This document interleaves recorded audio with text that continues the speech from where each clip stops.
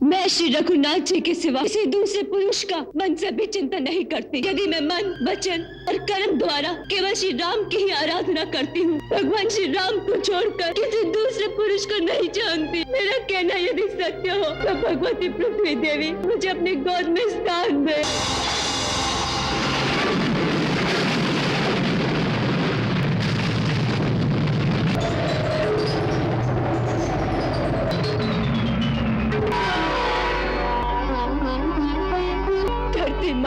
धरती पर परीक्षा देते देते मैं थक गई हूँ।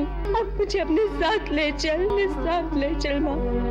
यहाँ नारी का आदर नहीं होता माँ, मुझे यहाँ से ले चल। आओ मेरी पुत्री, माँ की गोद तो पुत्री के लिए सदा खुली रहती है। आओ।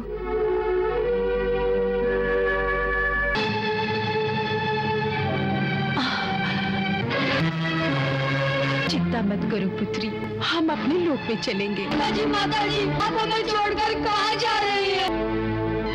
मैं तुम दोनों को तुम्हारे पिताश्री के हाथ सौंप रही हूँ। मनुष्य के लिए पिता ही सबसे बड़ा देवता है और पिता की सेवा ही सबसे बड़ा धर्म। उनकी सेवा करना। माँ हमें क्षमा कर दो, माँ हमें क्षमा कर दो, क्षमा कर दो।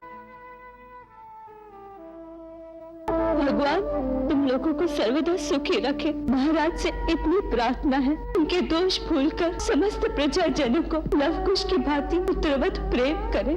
समस्त गुरुजन, माताएं और पूज्य पिता मेरा प्रणाम स्वीकार करें। रघुनंदन, यदि मेरे और भी जन्म हो तो मेरे समस्त जन्मों में मुझे आप ही पति रूप में प्राप्त हो। आपके श्री चरणों में मेरा प्रणाम स्वीकार करें। नहीं सीते, तो मुझे छोड़कर नहीं जा सकती। मेरा समय पूरा हो गया है भगवान, अब मेरा मार्ग न रोके। पुत्री अब चलो यहाँ से, ये संसार तुम्हारे योग्य नहीं है। नहीं, मैं तुम्हें नहीं जाने दूंगा। सीते, सीते।